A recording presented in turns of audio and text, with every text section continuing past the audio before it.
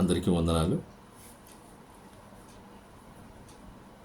కీర్తన గ్రంథము మొదటి కీర్తన మొదటి వచనంలో లాస్ట్ మాట, అపహాసకులు కూర్చుండు చోటు కూర్చుండవద్దు అని లేఖనం సెలవిస్తూ ఉంది.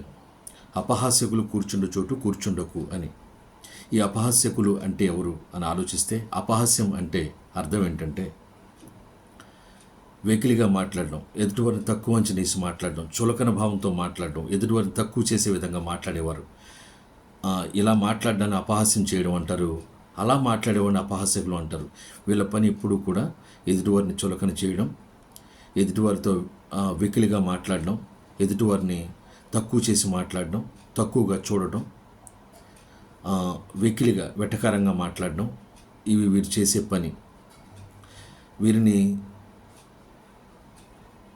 తెలివి తక్కువ వాళ్ళని కూడా అంటారు.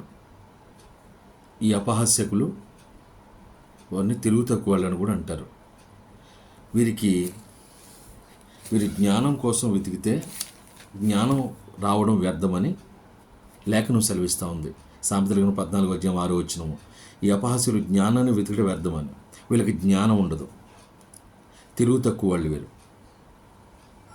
ఈ సందర్భంలో చెప్తున్న తెలివికి జ్ఞానానికి తేడా ఏమిటంటే, తెలివి అంటే ఉదాహరణకి నోరుంది మాట్లాడడానికి, ఇది తెలివితేటలు. ఏం మాట్లాడాలి, ఎక్కడ ఏ విధంగా మాట్లాడాలి అనే విషయాన్ని తెలుసుకోవడం జ్ఞానం. ఆ జ్ఞానం ఈ అపహాస్యకులకు ఉండదు. వీళ్ళు వెతికినా రాదు.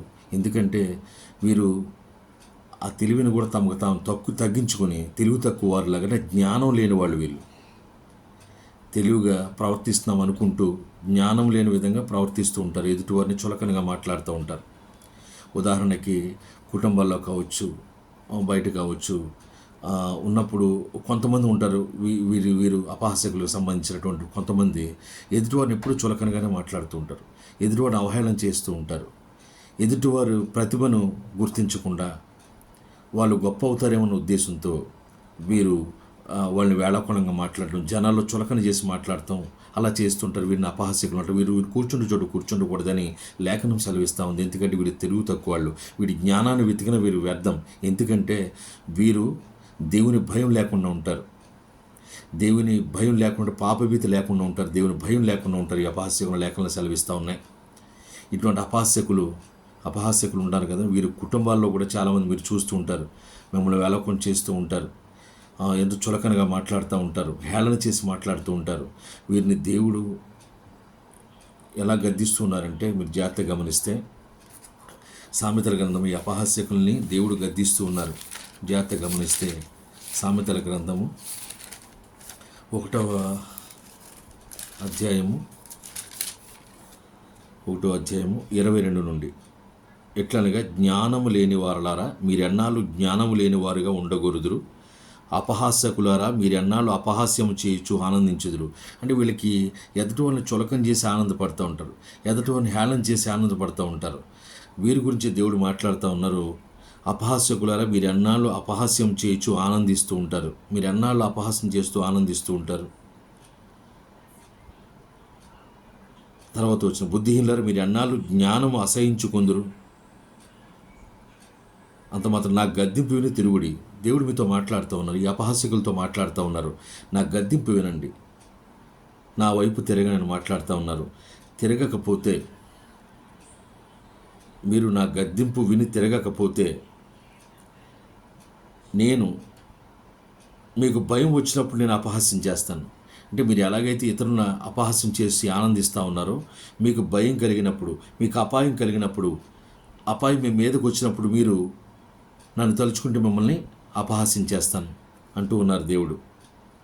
మీకు భయం వచ్చినప్పుడు నేను అపహాస్యం చేసేదను 26వ వచనంలో. కాబట్టి మీకు అపాయం కలిగినప్పుడు నేను నవ్వేదను, మీకు భయం వచ్చినప్పుడు నేను అపహాస్యం చేసేదను. ఏమంటూ ఉన్నారు గమనించండి. మీరు ఎలా అయితే ఎదుటోళ్ళని హేళన చేస్తూ ఉన్నారో, ఎలా అయితే ఎదుటోళ్ళని వెక్కిరిస్తూ ఉన్నారో, ఎలా అయితే ఎదుటోళ్ళని చులకం చేసి మాట్లాడుతున్నారో, ఎలా అయితే ఎదుటోళ్ళని హీనంగా చూసి మీరు ఆనందపడుతూ ఉన్నారో, నా గద్దింపు విని మీరు నా వైపు తిరగకపోతే, అది ఆపకపోతే, దేవుడు అంటూ ఉన్నారు. కాబట్టి మీకు అపాయము కలిగినప్పుడు నేను నవ్వేదను. 26 వచనము.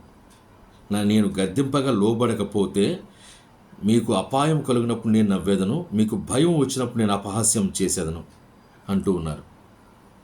ఇటువంటి బుద్ధిహీనులు, ఇటువంటి అపహాస్యకులు, ఈ తిరుగు తక్కువ వాళ్ళు వీరి జ్ఞానాన్ని వెతికిన వ్యర్థం వీళ్ళని లేఖన సెలవిస్తూ ఉన్నాయి. ఇటువంటి వారు మారరు. దేవుడు ఎన్నిసార్లు గద్దించినా మారరు. నేను కూడా చాలా చూస్తున్నా. నా కుటుంబంలో కూడా నన్ను కూడా హేళన చేసిన వారు ఉన్నారు, అపహాస్యం చేసిన వాళ్ళు ఉన్నారు. వారందరికీ దేవుడు సమాధానం చెప్పాడు. అలాగే మీ విషయాల్లో కూడా ఎవరైనా వెక్కిరిస్తూ ఉన్నారా, అపహాస్యం చేస్తున్నారా, దేవుడిపై భారం వేసి మీరు ప్రశాంతంగా ఉండండి, ఎదురు మాట్లాడవద్దు. ఎందుకంటే మన తరపున దేవుడు యుద్ధం చేస్తారు, దేవుడు మాట్లాడతారు. ఇటువంటి అపహాస్యకులు కూర్చుండవద్దు. గమనించండి, అపహాస్యాలకు దేవుడు ఈరోజు మాట్లాడుతున్నారు, నా ద్వారా మాట్లాడుతూ ఉన్నారు. మీరు అలా చేస్తూ ఉన్నవారైతే దేవుడు గద్దిస్తున్నారు, దేవుడు గద్దింపుకు లోపడండి. లేదంటే మీకు అపాయం కలిగినప్పుడు దేవుడు కూడా మిమ్మల్ని చూసి నవ్వుతారు. ఇందులో ఏదైతే విత్తుతామో ఆ విత్తనం మనం కోస్తాం. దేవుడు వెక్కిరించబడడు. దేవుని మోసం చేయాలని చూడదు. మనుషులను మోసం చేయొచ్చు, కానీ దేవుని మోసం చేయలేం. గమనించండి, అపహాస్యకులారా, మీరు దేవుని గద్దిస్తున్నారు మిమ్మల్ని. ఈరోజు మీరు మారండి. ఎదుటివారిని హేళనగా చూస్తూ ఉన్నారా, ఎదుటిని అపహాస్యం చేస్తూ ఉన్నారా, ఎదుటివారిని కించపరిచి మాట్లాడుతూ ఉన్నారా, మానండి. అది జ్ఞాన శూన్యులు చేస్తున్నారు, తెలివి తక్కువ వారు చేసే పని. అటువంటి వారిని అపహాస్యకులు అంటారు. మీరు గమనించండి, జ్ఞానం కోరగలిగితే దేవుడు గద్దింపు వినండి. జ్ఞానం దేవుడి నుండి వస్తుంది కనుక గద్దింపుకు లోబడి మీరు అపహాస్యం చేయడం మానేస్తే దేవుడు మీకు జ్ఞానాన్ని అందిస్తారు. తద్వారా మీరు ఎన్నో అద్భుతాలు, కార్యాలు మీ జీవితంలో చూస్తారు. God bless you. తెలివి అంటే ఉదాహరణ, నోరుంటే నోరుతో మాట్లాడడం తెలివి, కానీ ఏం మాట్లాడాలి, ఎక్కడ ఎలా మాట్లాడాలి అనేది జ్ఞానం. అది తెలుసుకుని మసలుకుంటే గొప్ప కార్యాలు మీ జీవితంలో చూస్తారు. God bless you. అందరికీ వందనాలు.